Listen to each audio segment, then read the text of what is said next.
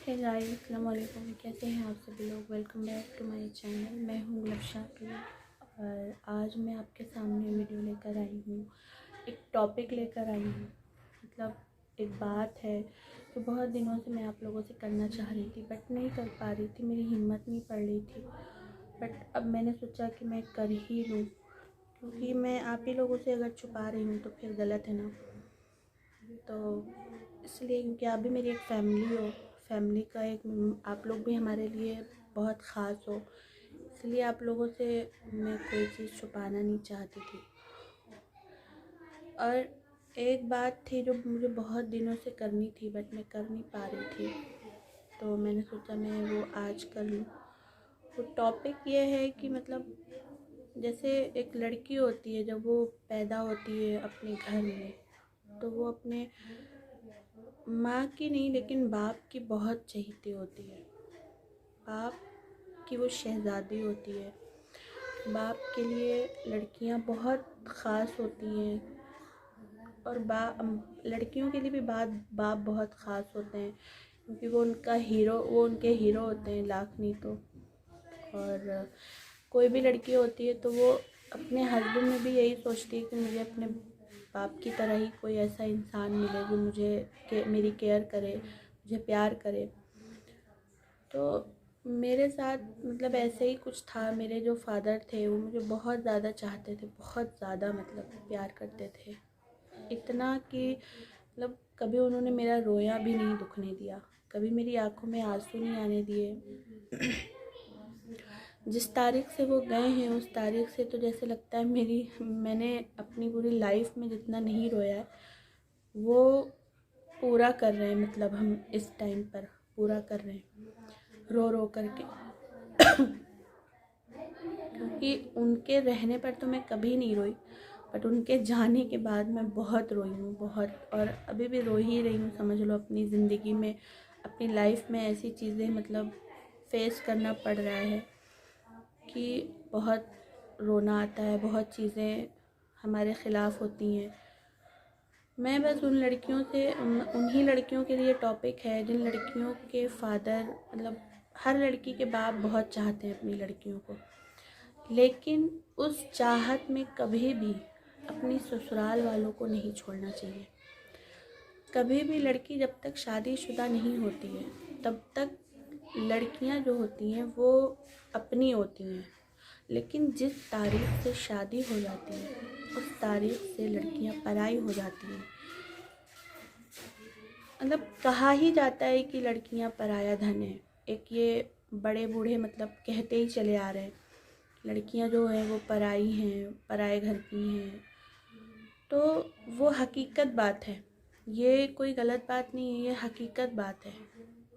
लड़कियां वाकई पराई घर की होती हैं। उनको जब तक शादी नहीं होती है तब तक उनका जो मायका होता है वो उनका घर होता है, लेकिन जिस तारीख से शादी हो जाती है उस तारीख से वो लड़की पराई हो जाती है। और मेरे साथ क्या हुआ कि मेरी शादी तो हुई बट मैंने मायका नहीं छोड़ा अपना। मेरा अपना जो मायका था, मेरा अपना जो घर था, वो मैंने नहीं छोड़ा। उसका रीज़न था कि मेरे फादर ने मुझे जाने ही नहीं दिया। मतलब मुझे कभी उन्होंने अपने से जुदा ही नहीं किया।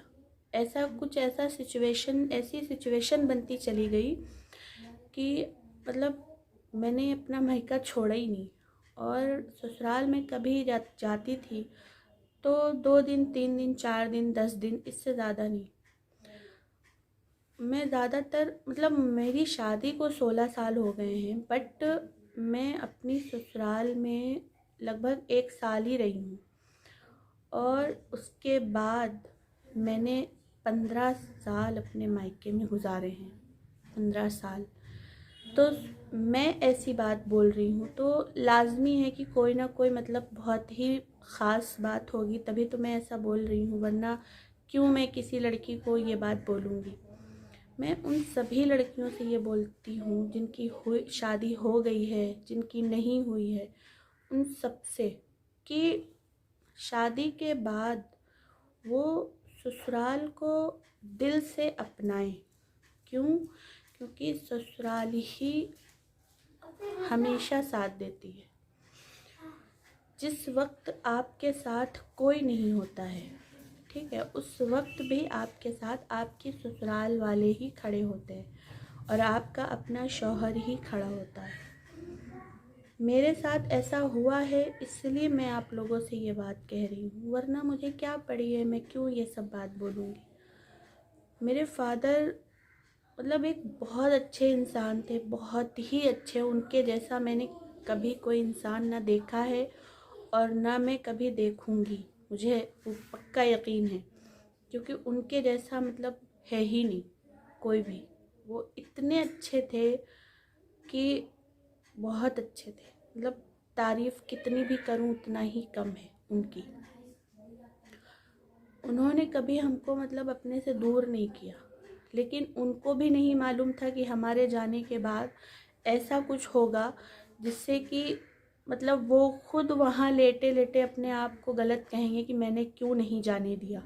मैं जाने देता तो शायद आज ये सारी जो सिचुएशन है वो ना होती। मेरी अपनी माँ मेरे सब साथ नहीं है। मेरी एक बहन है, सिस्टर है मेरी छोटी, तो हम दो बहनें, मतलब मैं और मेरी एक और छोटी बहन शादमा, वो आप जानते ही हैं। हम 3 बहनें हैं, तो हम दोनों का ऐसा हो गया है जैसे कि मतलब हम लोगों का कोई है ही नहीं, हमारा और हमारी बहन शादमा का कोई भी नहीं, मतलब मायके का तो कोई भी इंसान नहीं है। मैं तो यहाँ पर ज़बरदस्ती रह रही हूँ, मतलब ये मेरा मायका है, मैं जहाँ रह रही हूँ वो मेरा मायका है। मेरा ससुराल तो यहाँ नहीं है, ससुराल मेरा बहुत दूर है, फतेहपुर में है मेरा ससुराल। मैंने आपको शायद वीडियो भी डाली थी, मेरा घर खेत सब है, मतलब ऐसा नहीं है कि मेरे पास कोई मतलब वो है, लेकिन मैं यहाँ अपने मायके में ही मैंने अपने 15 साल दिए और उन 15 साल का मुझे रिज़ल्ट बाद में ये मिला कि मैं एक धोखेबाज हूँ, ठीक है। मेरे ऊपर ऐसे ऐसे एलिगेशन लगाए जा रहे हैं कि मैं क्या आपसे बताऊँ, मतलब कोई लिमिट ही नहीं है कि कैसे लोग ऐसा मतलब बोल सकते हैं, कैसा क्या समझ में नहीं आता है कुछ भी। मेरे मतलब मेरे फादर के जाने के बाद मेरे साथ ऐसा होगा मैंने कभी लाइफ में नहीं सोचा था, कभी नहीं सोचा था। मेरे फादर अगर चले जाएंगे तो मुझे ये सब झेलना पड़ेगा, कभी नहीं हमने सोचा था। और न शायद मेरी उस बहन ने सोचा था जो इस वक्त कानपुर में है, उसकी शादी कानपुर में हुई है, शायद उसने भी नहीं सोचा था। हम लोग मतलब आपस में बैठ करके बात करते हैं तो इतना रोते हैं कि मतलब क्या हो गया है, कैसी ज़िंदगी हो गई है। कितनी अच्छी ज़िंदगी थी यार, कितनी अच्छी, इतनी अच्छी लाइफ थी, मतलब मज़े, हर वक्त के मज़े ही थे, कोई वो नहीं था। मैंने आपके सामने कभी भी वीडियो मतलब बनाई तो मैं हमेशा हंसती रही, कभी मैंने ऐसा सैड वीडियो कभी नहीं बनाया, मतलब कभी भी नहीं। और ना मैंने लाइफ में कभी सोचा था कि मैं कभी ऐसा कुछ वीडियो बनाऊंगी। मेरा इतना भर गया था मेरा दिल कि मतलब मुझे अब ये हो रहा था कि मुझे मतलब कैसे मैं कहाँ निकालूं ये भड़ास मेरे जो दिल में भर रही है, मैं कहाँ निकालूं। क्योंकि मेरा जो मिजाज है वो ऐसा है कि मैं दिल में कुछ रख नहीं पाती, मतलब अगर मुझे कोई इंसान बुरा लगता है तो वो मैं उसके सामने जाहिर कर दूंगी अपने रिएक्शन से, कि लोग वो सामने वाला समझ जाए कि हाँ मेरे लिए तुम गलत हो। मेरा ऐसा मिजाज है। और लेकिन आजकल का जो ज़माना है उस ज़माने के हिसाब से मेरा ये मिजाज बहुत ख़राब है, क्योंकि लोग आजकल न जाने कितने चेहरे लगाए घूम रहे हैं कि वो कब तुम्हारे अपने हो जाएंगे, कब। तब मेरे पापा ऐसे थे कि कभी उन्होंने कोई तकलीफ़ हम लोगों तक आने ही नहीं दिया। तो उस तकलीफ़ का कभी अंदाज़ा ही नहीं था, मतलब कभी आदत ही नहीं थी कि हाँ ऐसी भी तकलीफ़ें मिलती हैं ज़िंदगी में, ऐसा भी कुछ झेलना पड़ेगा कभी ज़िंदगी में। बट ऐसे वक्त में अगर कोई मेरा सपोर्ट किसी ने अगर किया है और हमको संभाला है, तो वो सिर्फ़ और सिर्फ मेरे ससुराल वाले हैं और मेरे शौहर हैं। ये हकीकत बात है कि शौहर के अलावा कभी कोई साथ नहीं देता, कोई नहीं सपोर्ट करता और ना ही कोई आपके कंधे से कंधा मिलाकर कोई खड़ा होता है। सब मतलब की दुनिया है, सारी मतलब की दुनिया है। अगर आप मतलब पूरा करते हो तो आपके वो सगे हैं, और अगर नहीं तो फिर आप कौन हो नहीं जानते वो लोग। मेरा बस एक ही वो है कि अगर फादर आपके नहीं हैं तो कोई बात ही नहीं, अगर है तो आना जाना रखो, आप अपने मायके आओ जाओ, लेकिन रहो नहीं। मतलब कभी भी अपने शौहर को घर जमाई बना के मत रखो, कभी भी नहीं, क्योंकि उससे क्या होता है कि आपके जो शौहर की जो इज़्ज़त होती है वो भी ख़त्म हो जाती है और आपकी अपनी जो इमेज होती है वो भी धीरे धीरे ख़त्म हो जाती है। लोग आप करो चाहे जितना करो, लेकिन एंड में आपको पता मिलना आपको यही है, सुनने को यही मिलेगा कि हमने इतने सारे एहसान किए, इतने सारे एहसान किए। मेरे साथ किसी ने कोई एहसान नहीं किया। अगर किसी ने किया है तो वो मेरे अब्बा थे, जो इस दुनिया में अब नहीं है। इसलिए बार बार ये कहना छोड़ दे इंसान कि हमने इनके साथ इतना सब कुछ किया है। मेरे फादर थे, रियल में उन्होंने हमारे साथ किया। उन्होंने जब जब मुझे ज़रूरत पड़ी उनकी, वो मेरे साथ कंधे से कंधा मिला के खड़े रहे। मेरे बच्चे हुए, उन्होंने 8-8 दिन अपना ऑफिस नहीं देखा मुड़ करके, क्या है क्या नहीं है कुछ भी नहीं, मेरे लिए वो खड़े रहे। और रियल में अगर किसी ने सपोर्ट किया है तो उन्होंने ही किया है, जो इस दुनिया में अब नहीं है। मेरे साथ कोई नहीं खड़ा है। सो प्लीज़, हम सिर्फ इतना कहना चाहते कि कोई भी लड़की अगर उसकी शादी नहीं हुई है वो लोग भी सुने, और जिनकी हो गई है वो लोग भी सुने, कि मायके का मुंह ख़त्म करके अपने ससुराल में वक्त दे, कि अगर वही वक्त आप अपने ससुराल वालों के साथ गुजारेंगे तो उनके दिलों में आपकी मोहब्बत बढ़ेगी, आपकी इज़्ज़त बढ़ेगी, आपके लिए वो लोग सब कुछ करेंगे। और मेरी तो बहुत अच्छी किस्मत है, मेरे ससुराल वाले मेरे साथ खड़े हैं, हर मोड़ पर खड़े रहे वो, और आगे भी खड़े रहेंगे।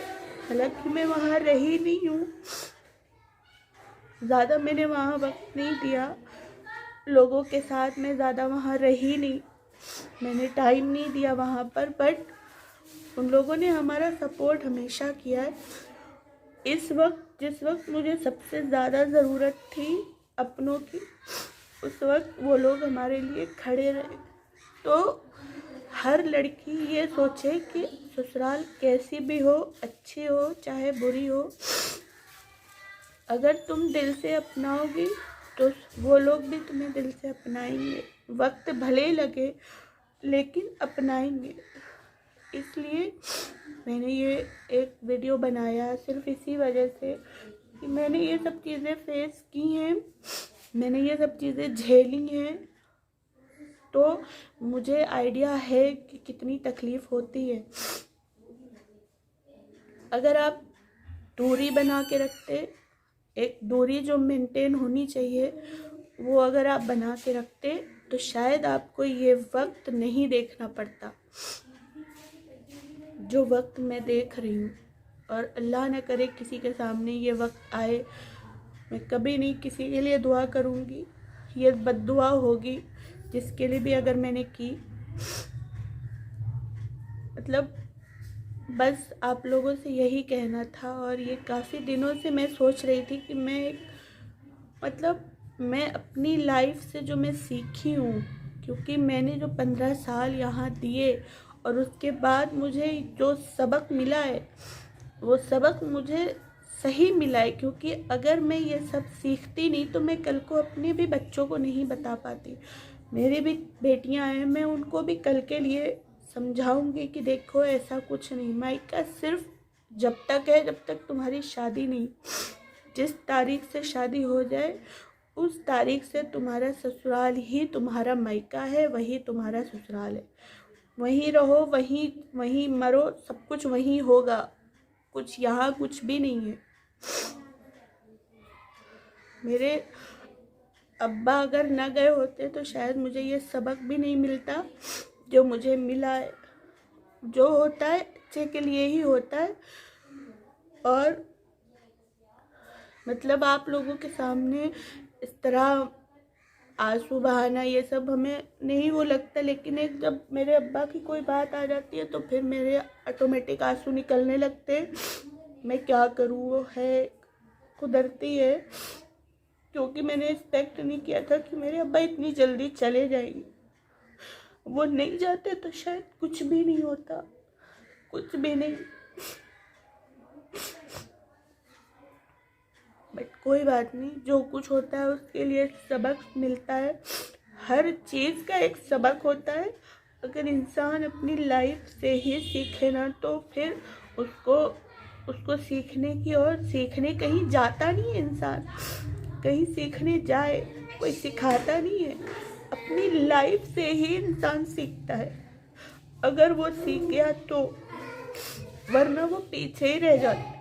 मैंने तो अपनी लाइफ से ही सीखा है कि मायका जब तक है जब तक आपकी शादी नहीं हुई।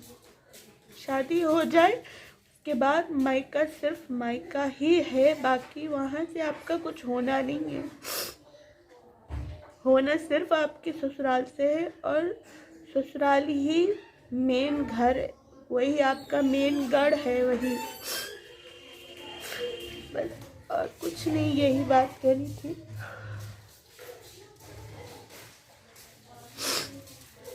बाकी मैंने ये किसी के ख़िलाफ़ नहीं बनाया वीडियो। मैंने कोई इंसान ये ना सोचे कि हाँ मैंने किसी को नीचा गिराने के लिए किया है। मैंने सिर्फ अपनी फीलिंग शेयर की है। जो मेरे साथ हो रहा है वो मैं आपके साथ शेयर कर रही हूँ कि कोई भी, ये सिर्फ लड़कियों के लिए ही था वीडियो कि कोई भी लड़की जिसकी शादी नहीं हुई है और जिसकी हो गई है मायके में, वो मतलब सिर्फ मायके को अपना एक घूमने की जगह बनाए, बाकी वहाँ पर रहने का कभी ना सोचे। क्योंकि कभी भी मायके वाले अपने नहीं होते, वो पराए हो जाते हैं। ससुराल वाले ही अपने होते हैं। अगर आप ससुराल में हो तो आपकी अम्मी, आपकी बहनें आपसे फ़ोन कर के आपकी खैरियत लेंगी कि क्या हाल है, ठीक है, ठीक नहीं है। लेकिन अगर आप परमानेंट वहीं पर रहोगे तो एक न एक दिन आप उनके गले का हड्डी बन जाओगे।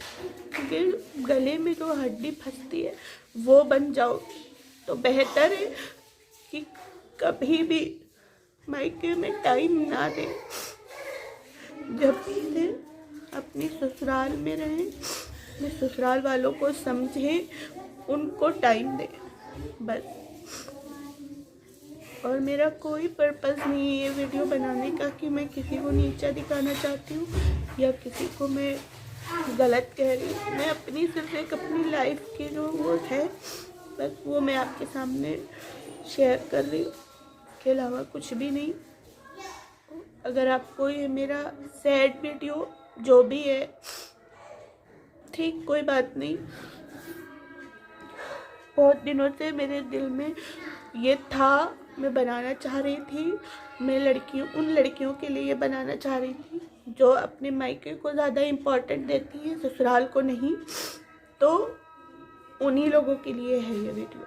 मायके को दो इम्पोर्टेंट, क्योंकि वो तुम्हारे माँ बाप हैं, तुम्हारी माँ है, तुम्हारी बहनें हैं, तुम्हारे भाई हैं। उतने ही रखो बस, उससे ज़्यादा नहीं। लिमिट में रहोगी तो हमेशा इज्जत रहेगी, लिमिट से बाहर जाओगी, उनको ज़्यादा अहमियत दोगी, ससुराल वालों को नहीं, तो एंड में तुमको बेइज्जती सहनी पड़ेगी, जो मैं सहन कर रही हूँ। मैं खुद ये चीज़ें सहन कर रही हूँ, मुझे इस बात का अंदाज़ा है, बहुत अच्छे से है। और कोई मुझे सिंपत्ति विम्पत्ति नहीं इस चीज़ के लिए वो है कि लोग बाद में हमें ये कमेंट करें कि हाँ मैं आज सुबह आकर कोई सिंपत्ति क्रिएट कर रही हूँ, ऐसा कुछ नहीं है। मेरा सिर्फ मोटिव यही है ये वीडियो बनाने का कि जो लड़कियाँ, मैं ऑलरेडी आप लोगों को बता चुकी हूँ, बस उन लड़कियों के लिए ही ये वीडियो था, बाकी और कुछ भी नहीं। मेरे दिल में बहुत दिनों से ये चीज़ें थी जो मैं नहीं कर पा रही थी। आज मैंने सोचा मैं आज ये करती हूँ, और कोई वो नहीं है। बहुत ज़्यादा तकलीफ़ है, बहुत ज़्यादा। आप लोग बस दुआएं करें हमारे लिए, हमारे हक़ में, कि सारी मुश्किलात हल हो जाएं हमारी, और सही फैसले हो जाएं, सही चीज़ें हो जाएं। पहले जैसा तो कभी कुछ नहीं हो सकता, क्योंकि मेरे जब जो मेन जड़ है वो ही नहीं जब रही, पहले जैसा क्या होगा, कुछ भी नहीं होगा। बाकी कुछ भी नहीं, ठीक है। दुआ में याद रखिएगा, और आप सब अपना ख्याल रखिएगा, और अपने फादर से बहुत प्यार करिए, क्योंकि वो आपके लिए बहुत कुछ करते हैं। ऊपर से सख्त होते हैं, लेकिन अंदर से बहुत मोहब्बत होती है उनके दिल में अपनी औलाद के लिए, और कुछ नहीं। अल्लाह हाफिज़, अस्सलाम वालेकुम।